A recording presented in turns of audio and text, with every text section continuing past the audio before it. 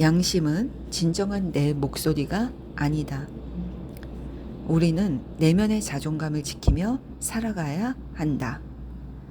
그리고 하나님을 인정하고 하나님의 자질과 속성, 잠재력에 경의를 표해야 한다. 모든 사람 안에는 하나님이 거하시므로 모든 이의 자아에는 하나님이 임하시고 하나님의 힘이 깃들어 있다. 모든 이는 이 세상에서 사랑받고 있으며 하는 일을 모두 안수할 수 있을 정도로 충분한 능력을 갖고 있다. 나는 생명의 계획을 이루는 데 필요한 존재이며 우주에서 나의 역할을 충실히 수행하고 있다.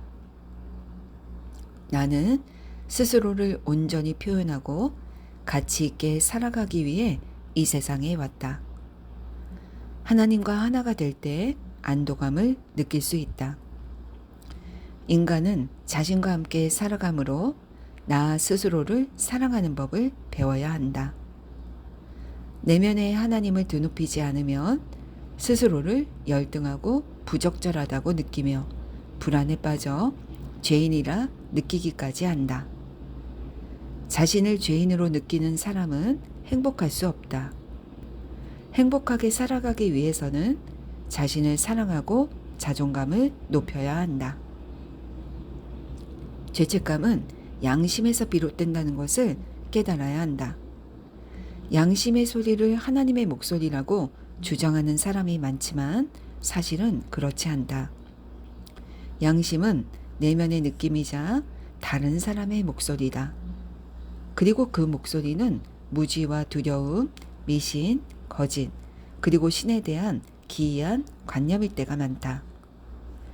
스페인 종교 재판 당시 수천 명의 개신교 신자들이 양심이라는 미명하에 처형당했다. 여기서 양심은 종교적 증오와 편협함을 대변한다. 고고학자에 따르면 고대 바빌로니아에서는 부모가 만든 사소한 규율이나 규칙을 아이가 위반하면 돌로 쳐서 죽였다. 오늘날 많은 사람이 신경과민적 양심의 피해자다.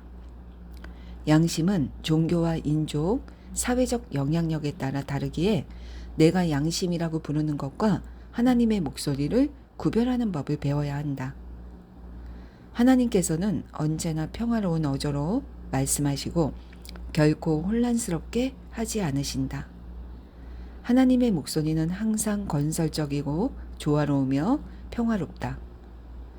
하나님의 목소리는 언제나 생명을 향하고 더 풍요로운 삶을 지향한다. 한 젊은 여성이 나를 찾아왔다. 그녀는 병에 걸릴까 두려워 하루에 100번 정도 손을 씻는다고 고백했다. 여성은 카톨릭 신자였는데 남편은 유대교를 믿었다. 여성의 어머니로부터 종교가 다른 사람과 결혼하는 행위는 악하다고 비난을 퍼붓는 편지를 받기 전까지만 해도 이 둘은 매우 행복했다. 나는 여성에게 사랑에는 신조도, 인종도, 종파도 없으며 사랑은 모든 종교적 교리를 초월한다고 말했다. 그녀는 사랑이 최고로 군림할 때 그 누구도 자신의 결혼 생활을 깨뜨릴 수 없다는 것을 깨달았다. 화를 주체할 수 없는 순간에도 도리어 웃는 법을 배웠다. 그녀는 어머니가 왜 이런 우스꽝스러운 편지를 썼는지 이해했다. 어머니는 온갖 종류의 종교적 금기와 편견에 세뇌되어 있었고 너무나 엄격했다. 그래서 하나님이나 진리가 아닌 미신과 편견, 무지의 관점에서 편지를 썼다는 것을 깨달았다. 하나님 안에서는 노예도 자유인도 없으며 카톨릭 신자나 개신교 신자, 힌두교 신자나 무신론자도 없다. 하나님은 종교가 없으므로 종교적 교리나 신종, 인간이 만든 의견에 대해서는 아무것도 모르신다. 여성은 기도하는 법을 배웠고 어머니로부터 사랑과 친절, 선의가 가득 찬 편지를 받는 상상을 했다. 여성은 매일 밤 상상 속에서 어머니를 포옹하며 사랑과 평화, 기쁨을 전했다. 상상 속에서 어머니는 편지를 읽어주었는데 영혼을 기쁨으로 가득 채우는 편지였다. 그녀는 3주 동안 매일 밤 기도했다. 그 후에 어머니로부터 편지가 왔다. 비난해서 미안하다는 내용이었다. 어머니의 편지에는 매일 밤 그녀가 상상하고 진짜라고 느끼면서 기뻐했던 단어들이 거의 그대로 적혀 있었다. 양심은 진정한 내 목소리가 아니다. 우리는 내면의 자존감을 지키며 살아가야 한다. 그리고 하나님을 인정하고 하나님의 자질과 속성, 잠재력에 경의를 표해야 한다. 모든 사람 안에는 하나님이 거하시므로 모든 이의 자아에는 하나님이 임하시고 하나님의 힘이 깃들어 있다. 모든 이는 이 세상에서 사랑받고 있으며 하는 일을 모두 안수할 수 있을 정도로 충분한 능력을 갖고 있다. 나는 생명의 계획을 이루는 데 필요한 존재이며 우주에서 나의 역할을 충실히 수행하고 있다. 나는 스스로를 온전히 표현하고 가치 있게 살아가기 위해 이 세상에 왔다. 하나님과 하나가 될 때 안도감을 느낄 수 있다. 인간은 자신과 함께 살아가므로 나 스스로를 사랑하는 법을 배워야 한다. 내면에 하나님을 드높이지 않으면 스스로를 열등하고 부적절하다고 느끼며 불안에 빠져 죄인이라 느끼기까지 한다.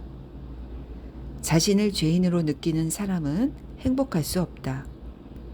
행복하게 살아가기 위해서는 자신을 사랑하고 자존감을 높여야 한다. 죄책감은 양심에서 비롯된다는 것을 깨달아야 한다. 양심의 소리를 하나님의 목소리라고 주장하는 사람이 많지만 사실은 그렇지 않다. 양심은 내면의 느낌이자 다른 사람의 목소리다. 그리고 그 목소리는 무지와 두려움, 미신, 거짓, 그리고 신에 대한 기이한 관념일 때가 많다. 스페인 종교 재판 당시 수천 명의 개신교 신자들이 양심이라는 미명하에 처형당했다. 여기서 양심은 종교적 증오와 편협함을 대변한다. 고고학자에 따르면 고대 바빌로니아에서는 부모가 만든 사소한 규율이나 규칙을 아이가 위반하면 돌로 쳐서 죽였다. 오늘날 많은 사람이 신경과민적 양심의 피해자다. 양심은 종교와 인종, 사회적 영향력에 따라 다르기에 내가 양심이라고 부르는 것과 하나님의 목소리를 구별하는 법을 배워야 한다. 하나님께서는 언제나 평화로운 어조로 말씀하시고 결코 혼란스럽게 하지 않으신다. 하나님의 목소리는 항상 건설적이고 조화로우며 평화롭다. 하나님의 목소리는 언제나 생명을 향하고 더 풍요로운 삶을 지향한다. 한 젊은 여성이 나를 찾아왔다. 그녀는 병에 걸릴까 두려워 하루에 100번 정도 손을 씻는다고 고백했다. 여성은 카톨릭 신자였는데 남편은 유대교를 믿었다. 여성의 어머니로부터 종교가 다른 사람과 결혼하는 행위는 악하다고 비난을 퍼붓는 편지를 받기 전까지만 해도 이 둘은 매우 행복했다. 나는 여성에게 사랑에는 신조도, 인종도, 종파도 없으며 사랑은 모든 종교적 교리를 초월한다고 말했다. 그녀는 사랑이 최고로 군림할 때 그 누구도 자신의 결혼 생활을 깨뜨릴 수 없다는 것을 깨달았다. 화를 주체할 수 없는 순간에도 도리어 웃는 법을 배웠다. 그녀는 어머니가 왜 이런 우스꽝스러운 편지를 썼는지 이해했다. 어머니는 온갖 종류의 종교적 금기와 편견에 세뇌되어 있었고 너무나 엄격했다. 그래서 하나님이나 진리가 아닌 미신과 편견, 무지의 관점에서 편지를 썼다는 것을 깨달았다. 하나님 안에서는 노예도 자유인도 없으며 카톨릭 신자나 개신교 신자, 힌두교 신자나 무신론자도 없다. 하나님은 종교가 없으므로 종교적 교리나 신종, 인간이 만든 의견에 대해서는 아무것도 모르신다. 여성은 기도하는 법을 배웠고 어머니로부터 사랑과 친절, 선의가 가득 찬 편지를 받는 상상을 했다. 여성은 매일 밤 상상 속에서 어머니를 포옹하며 사랑과 평화, 기쁨을 전했다. 상상 속에서 어머니는 편지를 읽어주었는데 영혼을 기쁨으로 가득 채우는 편지였다. 그녀는 3주 동안 매일 밤 기도했다. 그 후에 어머니로부터 편지가 왔다.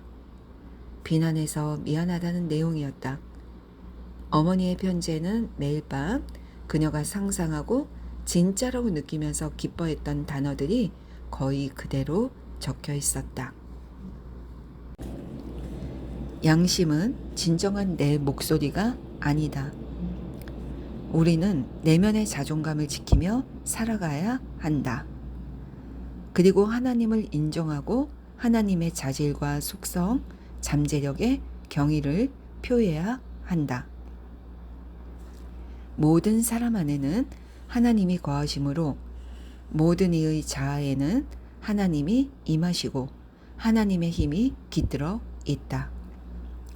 모든 이는 이 세상에서 사랑받고 있으며 하는 일을 모두 안수할 수 있을 정도로 충분한 능력을 갖고 있다. 나는 생명의 계획을 이루는 데 필요한 존재이며 우주에서 나의 역할을 충실히 수행하고 있다. 나는 스스로를 온전히 표현하고 가치 있게 살아가기 위해 이 세상에 왔다. 하나님과 하나가 될 때 안도감을 느낄 수 있다. 인간은 자신과 함께 살아가므로 나 스스로를 사랑하는 법을 배워야 한다. 내면에 하나님을 드높이지 않으면 스스로를 열등하고 부적절하다고 느끼며 불안에 빠져 죄인이라 느끼기까지 한다. 자신을 죄인으로 느끼는 사람은 행복할 수 없다. 행복하게 살아가기 위해서는 자신을 사랑하고 자존감을 높여야 한다. 죄책감은 양심에서 비롯된다는 것을 깨달아야 한다. 양심의 소리를 하나님의 목소리라고 주장하는 사람이 많지만 사실은 그렇지 않다. 양심은 내면의 느낌이자 다른 사람의 목소리다. 그리고 그 목소리는 무지와 두려움, 미신, 거짓, 그리고 신에 대한 기이한 관념일 때가 많다. 스페인 종교 재판 당시 수천 명의 개신교 신자들이 양심이라는 미명하에 처형당했다. 여기서 양심은 종교적 증오와 편협함을 대변한다. 고고학자에 따르면 고대 바빌로니아에서는 부모가 만든 사소한 규율이나 규칙을 아이가 위반하면 돌로 쳐서 죽였다. 오늘날 많은 사람이 신경과민적 양심의 피해자다. 양심은 종교와 인종, 사회적 영향력에 따라 다르기에 내가 양심이라고 부르는 것과 하나님의 목소리를 구별하는 법을 배워야 한다. 하나님께서는 언제나 평화로운 어조로 말씀하시고 결코 혼란스럽게 하지 않으신다. 하나님의 목소리는 항상 건설적이고 조화로우며 평화롭다. 하나님의 목소리는 언제나 생명을 향하고 더 풍요로운 삶을 지향한다.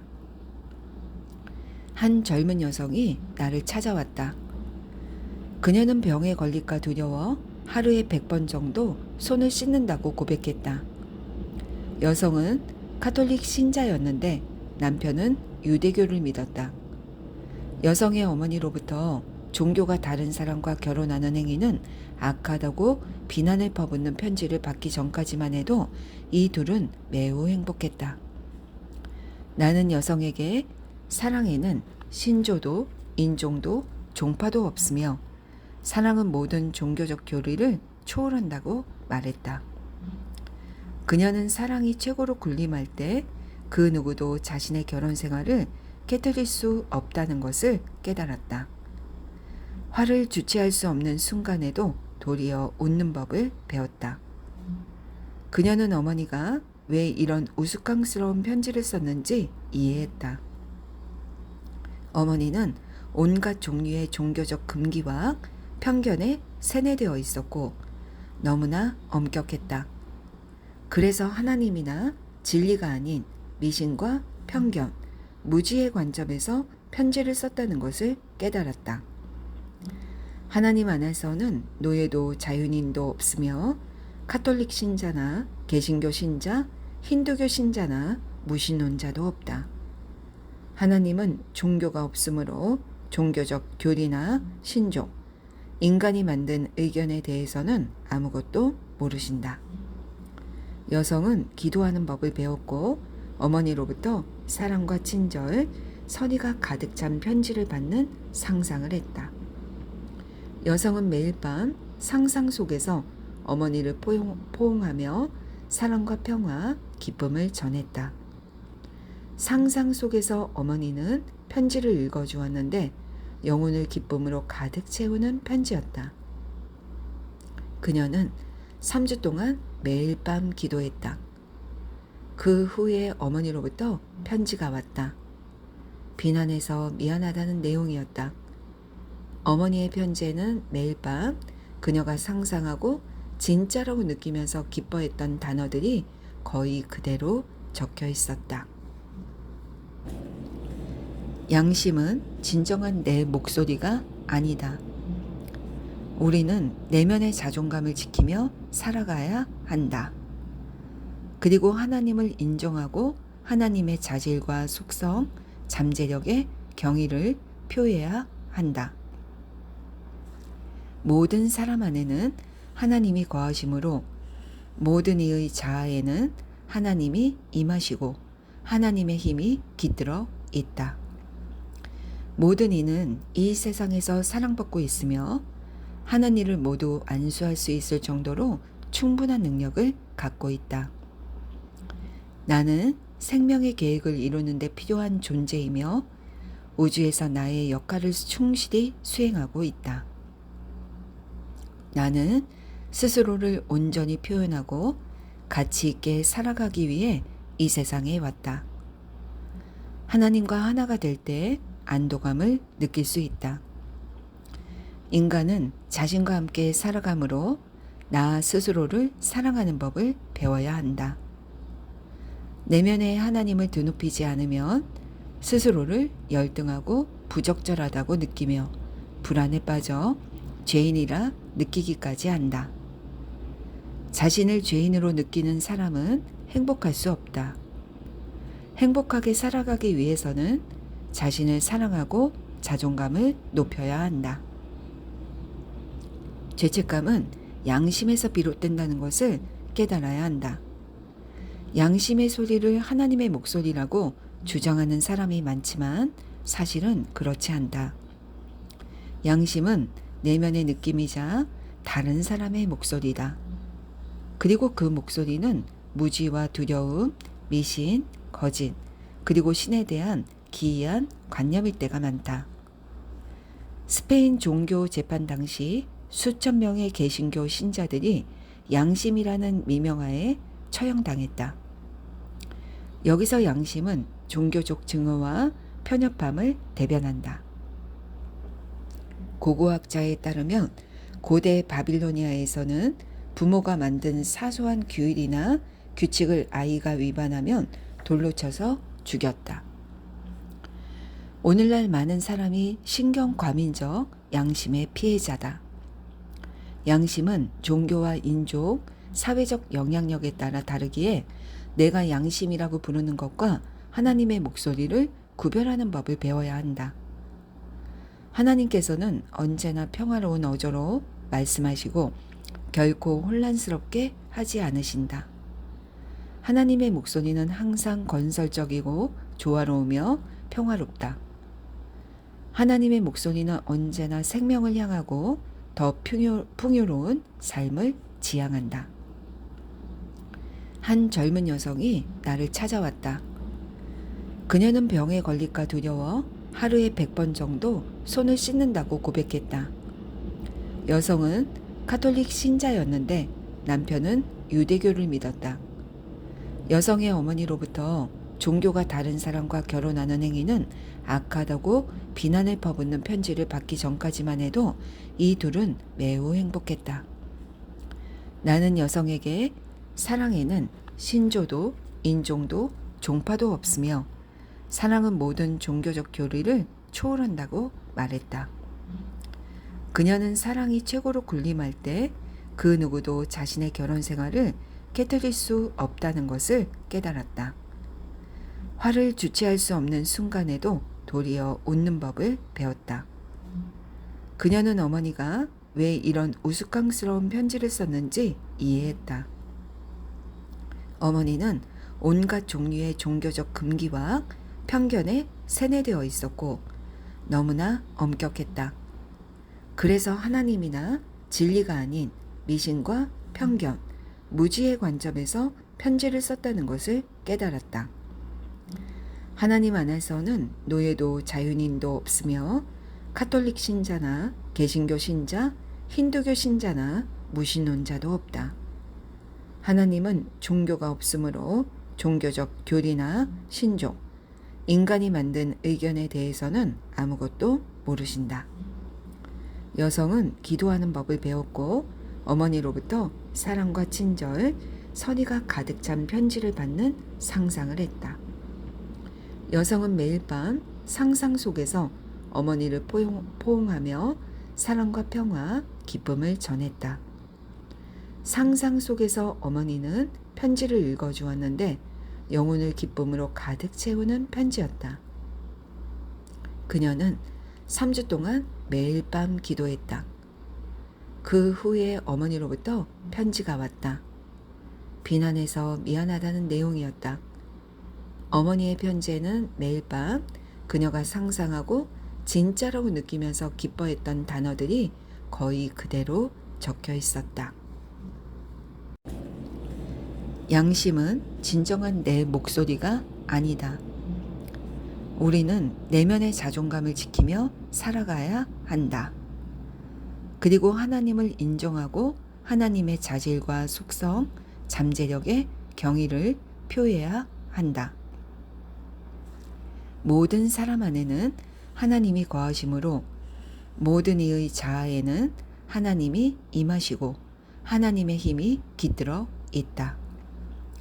모든 이는 이 세상에서 사랑받고 있으며 하는 일을 모두 안수할 수 있을 정도로 충분한 능력을 갖고 있다. 나는 생명의 계획을 이루는 데 필요한 존재이며 우주에서 나의 역할을 충실히 수행하고 있다. 나는 스스로를 온전히 표현하고 가치 있게 살아가기 위해 이 세상에 왔다. 하나님과 하나가 될 때 안도감을 느낄 수 있다. 인간은 자신과 함께 살아가므로 나 스스로를 사랑하는 법을 배워야 한다.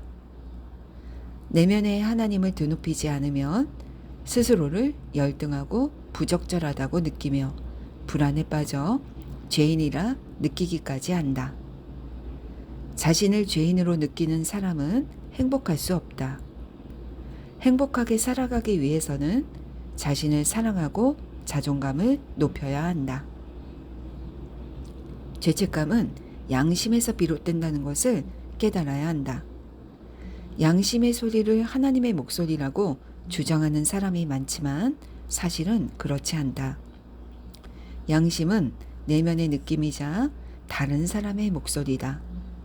그리고 그 목소리는 무지와 두려움, 미신, 거짓, 그리고 신에 대한 기이한 관념일 때가 많다. 스페인 종교 재판 당시 수천 명의 개신교 신자들이 양심이라는 미명하에 처형당했다. 여기서 양심은 종교적 증오와 편협함을 대변한다. 고고학자에 따르면 고대 바빌로니아에서는 부모가 만든 사소한 규율이나 규칙을 아이가 위반하면 돌로 쳐서 죽였다.